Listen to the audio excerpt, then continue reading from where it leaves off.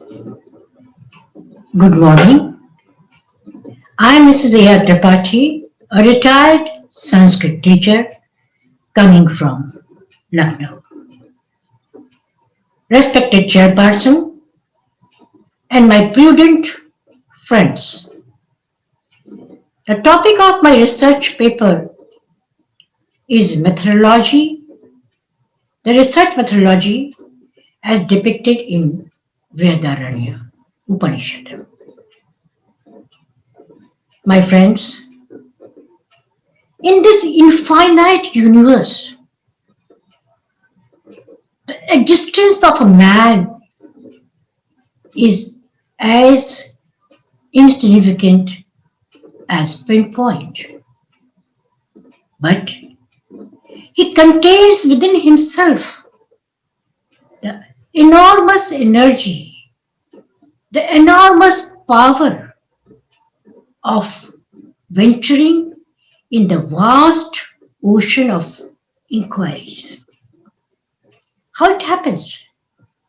It happens because of mind and brain.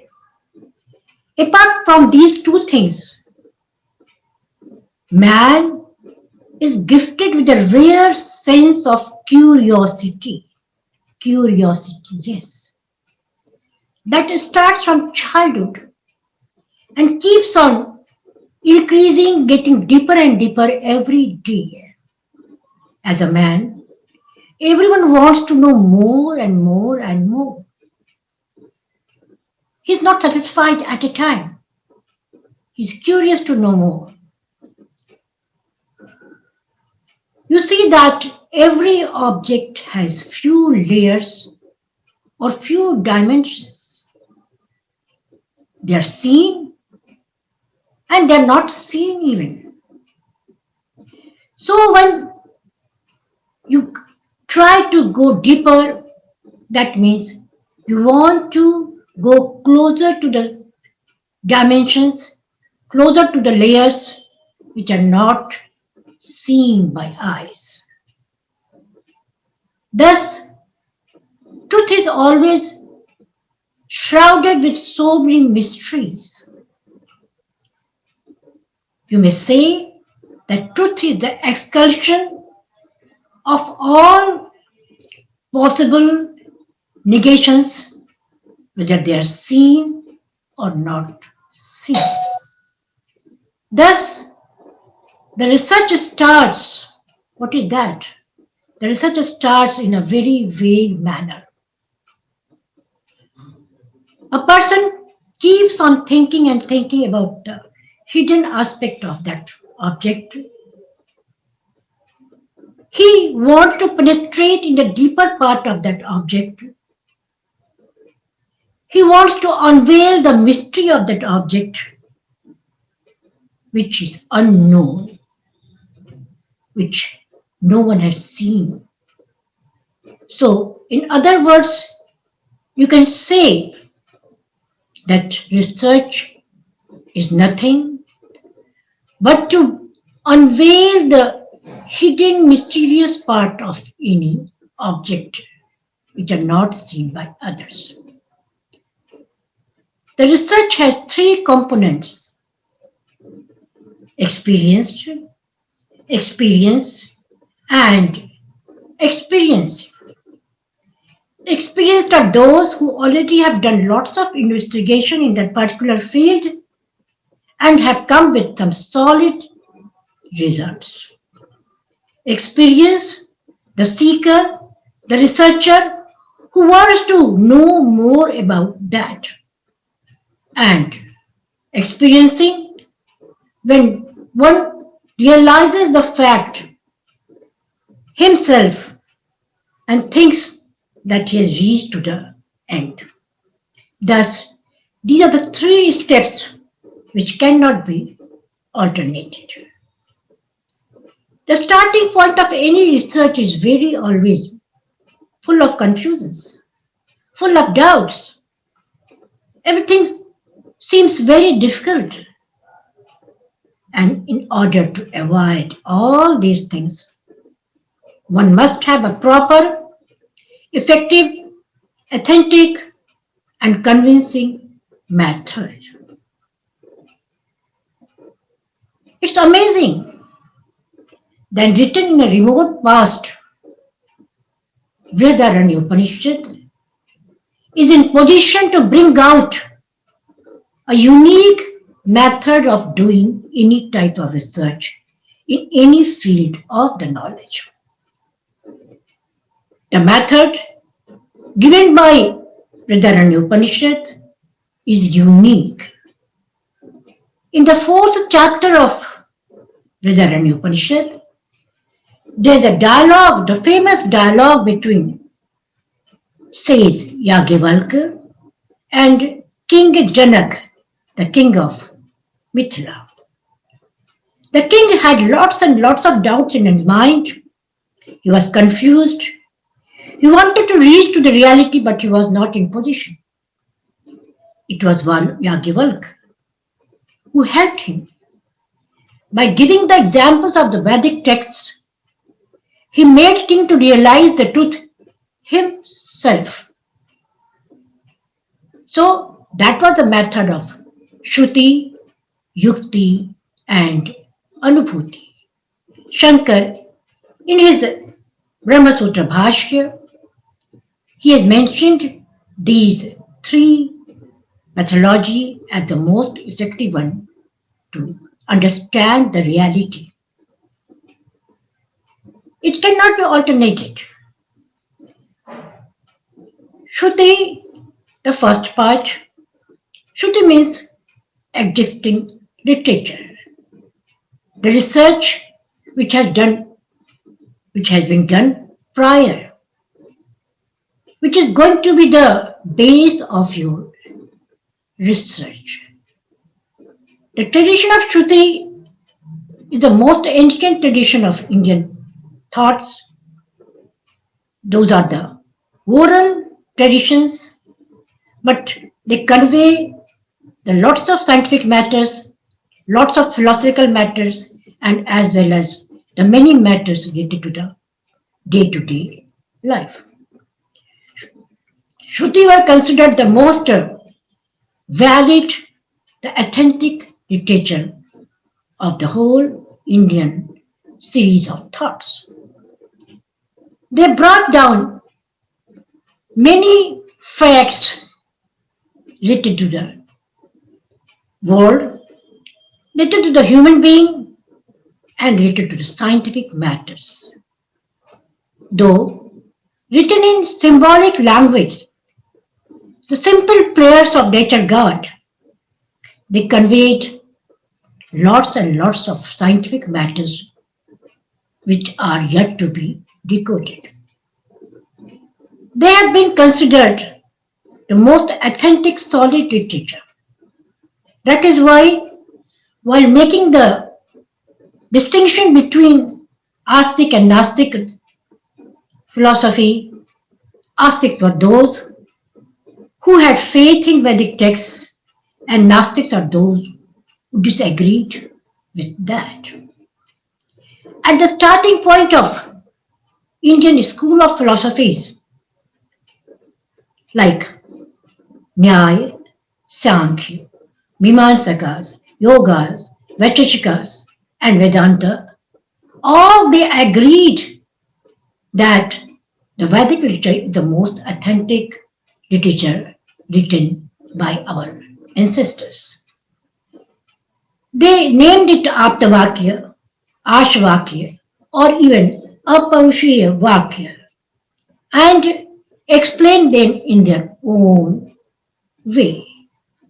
Shruti Praman is the most existing literature of Indian tradition of thoughts. And even now I can say that our life is governed by Vedic philosophy, Vedic way of living. The second step of research is Yukti, of course. Research doesn't mean that you have to stop anywhere. You have to keep on moving and moving. So after going through all the Vedic literature, One needs to involve his own method of doing research. It needs lots of intuition, solid thinking, planning, and lots of things which are needed for your further research. Further research means you have to do manan. Manan, what you have got to a distinction, whether you agree or not, you have to think about all those matters seriously and by churning them thoroughly. Manan means thinking very, very seriously about any subject. And then only you can involve your own methodology. You can talk out your own program, how to proceed in the field of research. You may plan your experiments. You may go through how to proceed in the experiments. You may also do whatever is needed for starting any research. That is yukti. But guide is always needed. And not only that, you have to listen your guide with much of trust, with a much honestly, and should try to follow him. Yukti doesn't mean that you have to follow the same theory what was already done by your ancestors. You may deviate from them. You have all right to deviate from them. And you're free to bring your own hypothesis, your own judgments, your own results. But it has to be done very, very carefully. Until unless you're not sure with all those things, you have no right to go through those. Of course, jumping to a sudden conclusion to a result is the most dangerous thing for any research. So you have to be careful for that. Indian thoughts of tradition, they were always very free, very open. They never were pragmatic. They never were dogmatic. They opened their gates for every new concept, and that was accepted. In Vedic period, sages they marched from polytheism to monoism. In the rise of the different schools of philosophy, every philosopher tried to justify the reality in his own way and they were accepted. Even the negative philosopher like Charvak also got suitable recognition in our tradition. And for that Upanishad they have used lots of types of prakriya, the methods, to make it more convincing, to make it more logical, and to make it more valid. In Upanishads, there are lots of stories, dialogues, illustrations from day-to-day life, and the method of Shastrarth, moving from Purvapaksha to Uttarpaksha, from negative to affirmative to prove the truth. So that was the most effective part of our literature, where they have justified how to make your yukti successful. The third stage of any research is anubhuti, a very important one. You have done lots of churning of your existing literature. You have developed your own method. You are working on that, and you realize that yes, now you are quite close to reality. You are enlightened. Your intuitive power has increased. You are in position to use your higher knowledge and wisdom. And now is the time for you to realize the truth yourself. Friends, Everything till now you had, it was external. But the result, the final result of any research, it never can be external. It always will be internal. Yes. Now, at certain point, you have to cross all those mechanical boundaries and have to start your inward journey, as it is not external. You have to develop your higher mind. You have to develop your intuitive power. You must have very solid contemplation. You must be confident that whatever you are going to say is the fact. So that is the final stage of research, which is known as anubhuti or nididhyasan. That means sitting tightly, sitting with full of contemplation and concentrating on what result you are going to bring. That is anubhuti, the final stage of research. Friends, as we analyze the whole matter as depicted in Brihadaranyaka Upanisad, we come to see that they are no way different than the modern method of research. Even now, a seeker is asked to go through existing literature, consulting the citations, thinking of where they have been published, and what recognition they are having. After that, he has to chalk out his own program. He can put on his own experiments. He may have a study.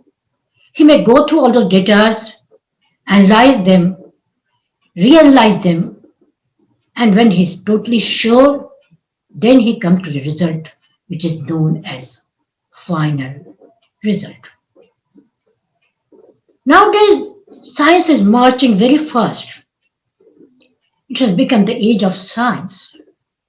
But science has, or scientific investigations, scientific discoveries have no right to dismiss the work which has been done in our past. It is our duty to bring past to present in the light of future. Wisdom is wisdom. Knowledge is knowledge. It is beyond time and geographical boundaries. It will be recognized everywhere if people they are convinced. So in that way you can say that Indian knowledge, they're always relevant, and even now they will remain relevant and will help the coming generation to include those methods in their present work. Knowledge is never, never obsolete. Thank you.